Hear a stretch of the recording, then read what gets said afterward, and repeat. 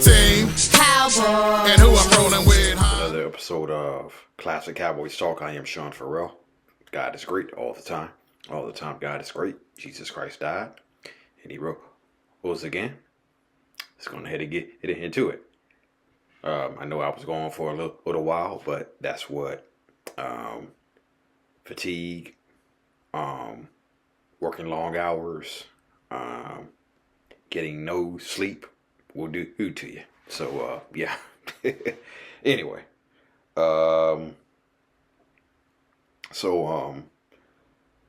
Kevin Smith was drafted by the Cowboys in 1992. It was eventually known he was gonna replace Isaac Holt. Okay, but Kevin Smith did something that Jimmy Johnson really frowned upon. Okay, then again, Jimmy Johnson frowned upon a lot of things, right? Okay, so anyway,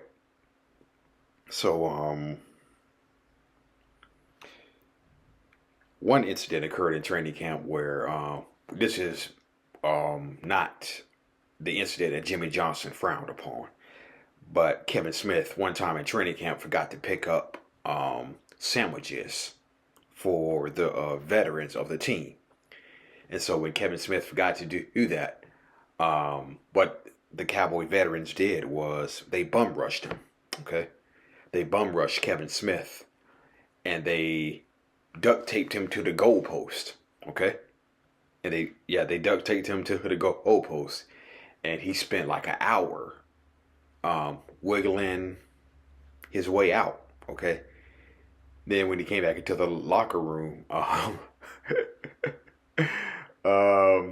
Clayton Holmes, who was a rookie, said Kevin Smith's body hair was torn off. Okay, half of his body hair was like torn off, right? Then Clayton Holmes recalls he was in the bathroom. Okay, he was in the bathroom, and he recalls how just a bucket of ice came down on his head. Okay. So, yeah, but anyway, Jimmy Johnson, the thing Jimmy Johnson frowned upon, okay? So, Kevin Smith during training camp, there was this rookie defensive back in training camp named Michael James, okay? He was a free agent cornerback who was in training camp, okay? Michael James was his name. And he and Kevin Smith snuck out one night during training camp and came back after curfew. Jimmy Johnson found out about it. Okay. So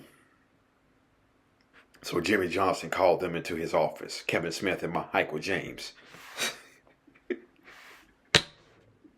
This is what Jimmy Johnson did next, okay? Jimmy Johnson said, "I know I can't cut you," pointing to Kevin Smith, "but you better play your ass off this weekend, because you might not be here Monday." That's what Jimmy Johnson did. He said that to Michael James, okay? Okay, so,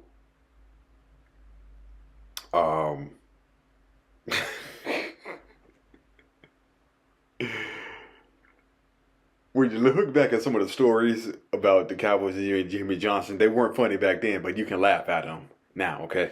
So, Michael James, the person Jimmy Johnson growled at, okay?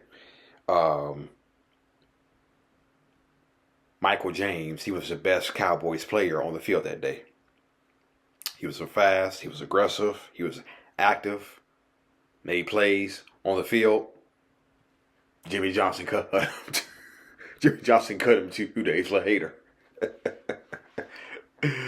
Yeah, so Jimmy didn't mess around one iota when it came to obeying team rules. Okay, just as Michael Irvin, he missed a plane, didn't start. Okay.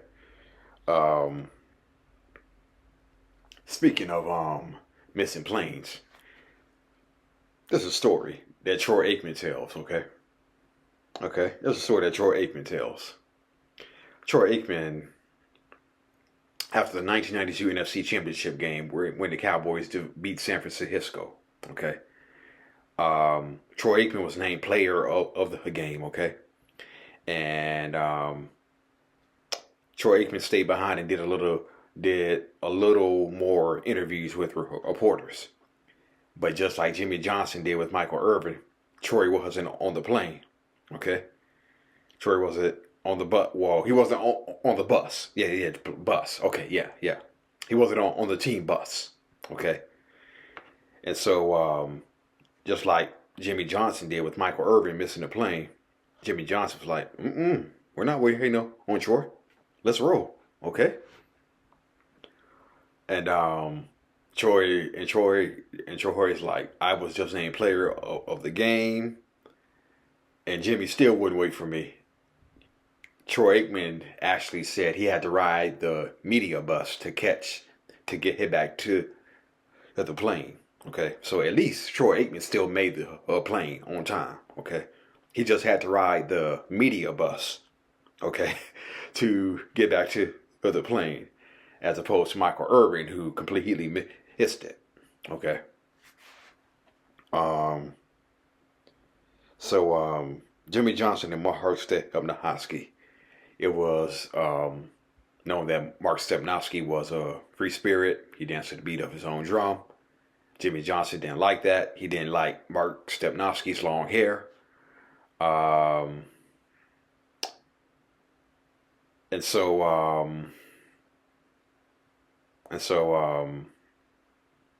there's a clip of Jimmy Johnson in a Cowboys practice. He's asking Mark Stepnoski, how did Step? That barber still didn't find you today, huh? So so yeah.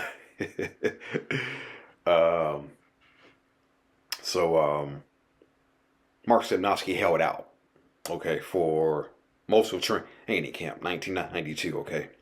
Then, as the regular season was about to start, Stepnoski signed his deal, okay. He signed his deal, but Jimmy Johnson didn't activate him for the first two games of the season, okay. It was Frank Cornish who got to start against the Redskins and the Giants. So that really irritated Mark Stepnoski. Can't remember exactly what Mark Stepnoski said, but he said typical Jimmy Johnson stuff for challenging his authority. Okay. Rob Awalt. Okay. Rob Awalt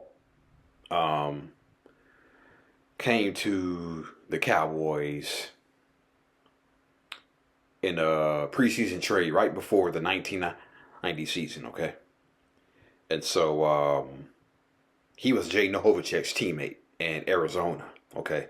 Novacek signed as a free agent, okay? Then they traded for Rob Awalt right before the 1990 season started. So Jay Novacek and Rob Awalt were teammates in Dallas, just like they were in Arizona. Ironically enough, Rob Awalt goes to the Buffalo Bills in 1992. Okay? Guess who they're playing in the Super Bowl? The Dallas Cowboys. Okay? And Rob Awalt is on the other side. Okay? And Rob Awalt had played for the Cowboys 1990-91, and he knew everybody over there. He knew Jimmy, the players, the system, okay? And so the Bills got hot off early. They scored first. Then started making mistakes, okay? And then, just like Troy said, after he fired that first touchdown pass to Jay Novacek, it was a runaway train, okay? And so Rob Awalt was standing on the other side, watching it. Rob Awalt said, the problem with the history that we had is that doubt creeps in quickly. we didn't handle adversity too well. Um, Awalt knew if Aikman got on a roll, the Bills were roadkill. Okay. Awalt continued. So many weapons on that team. We had to control the ball to win. The problem was we weren't disciplined. Jimmy told his guys that, and he was right. Okay, yeah, yeah. Um, Jimmy Johnson told his team that the Buffalo Bills play tissue soft football. I kid. That's what I read. Jimmy Johnson said the Buffalo Bills play tissue soft football. Oh boy.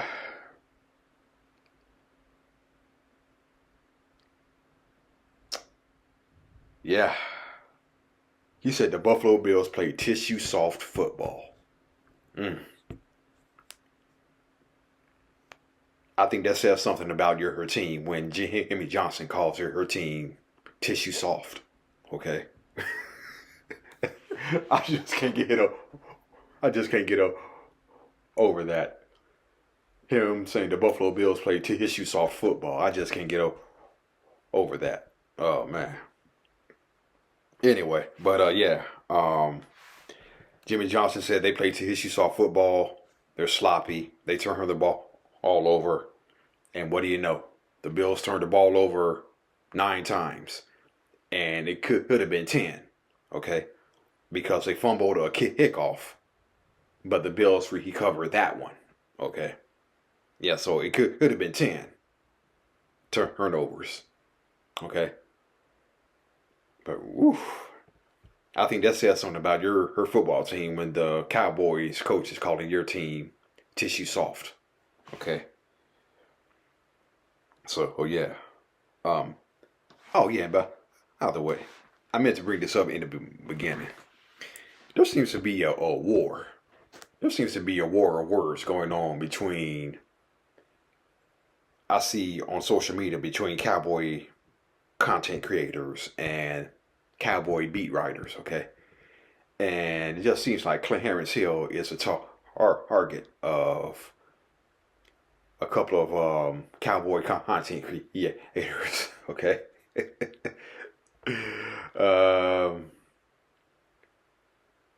Clarence Hill, I said it before, he's a race baiter. Clarence Hill is a race baiter. He's a race idolater, okay? I see the stuff he posts about, not just the Cowboy stuff. I see the other things he posts about. He's a race baiter. He's a race idolater. Okay.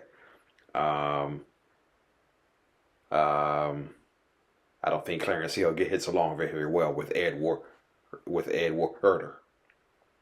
I could be wrong, but I don't think those two get along very well. And Ed Werder is one of the more respected reporters around Dallas. Okay, I would say along with Randy Galloway too. Yeah, Ed Werder, Randy Galloway, OGs of covering the Dallas Cowboys football, right? So yeah, but there seems to be a content there seems to be a war of words going on between Cowboy content creators and Clarence Hill. Because I saw a video of a Cowboys content creator. The name is Attack on Cowboys, who I follow on X. Attack on Cowboys, and he saw Clarence Hill in public, and he had some words with Clarence Hill, and man.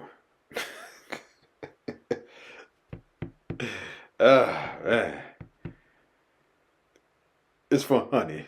It's real funny it's funny to see these war of words between Cowboy beat writers and Cowboy content creators. Okay, it's funny, but yeah, I saw we signed another defensive back to bolster our secondary. Another guy from the Rams or Seahawks. Can't remember the guy's name. Right? Can remember the guy's name. Right? So yeah, we signed another guy. I guess they're going to keep Deron Bland on the outside, okay, which some people say is a mistake, just moving back to the nickel or back. But it seems like they're going to keep Deron Bland on the outside. So yeah, the draft is coming up too. Yeah.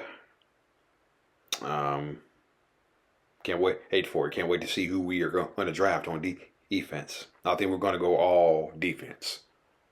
Well, I take that back. We do need to address O-line. Okay, we do have a need on the O-line. Okay, so we're going to go mostly defense and O-line. That's what I say we do in the draft. Okay, all right, that's it, and that's all for Classic Cowboys Talk. I am out of here. May God bless you all. Peace. Who? Cowboys. What's my blue and gray team? Cowboys. And who I'm rolling with, huh? My Cowboys. Steelers better get it right. Giants better get it right. Who? Cowboys. What's my blue and gray team? Cowboys. And who I'm rolling with, huh? My Cowboys. Eagles better get it right. Skins better get it right.